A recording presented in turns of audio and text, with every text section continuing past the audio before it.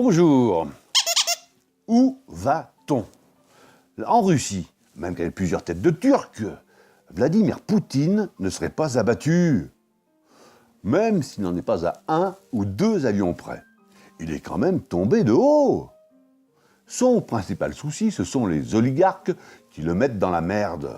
Si à Moscou, l'oligarchie impunément, mais qu'est-ce qu'on devrait dire? Puisque chez nous, on en chie comme des Russes.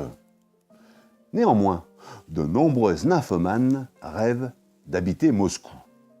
Elles affirment que le plaisir augmente quand t'habites Moscou. En Italie, tu aurais moins la cote si t'habites Gênes.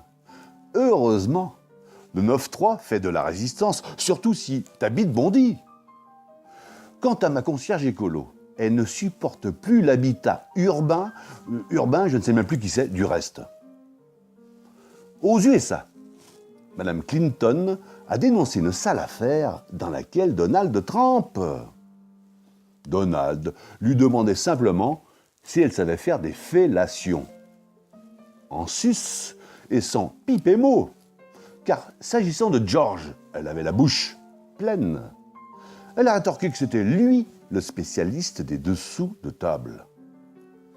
Ne souhaitant pas passer pour un Mac, Donald l'a envoyé rapidement se faire foutre, tiré de l'anglais fast food, pour n'en faire qu'une bouchée, en tirant la langue à Madame Clinton, puis il a ri.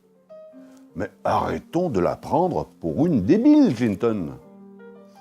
Toujours très paradoxal, l'Américain conteste son côté complètement belliqueux, alors que l'Afro-Américain, lui, atteste en avoir une belle queue.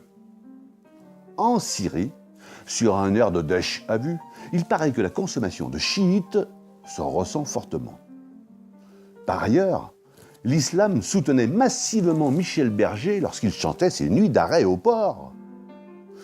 Quand il est bien saucissonné, l'art est sans limite.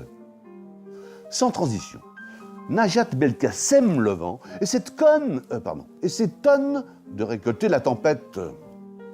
Au lieu de dire à nos étudiants n'hésitez pas à prendre vos serviettes, elle leur offre un CD de Patrick Sébastien pour faire tourner les foulards. C'est à y perdre son latin.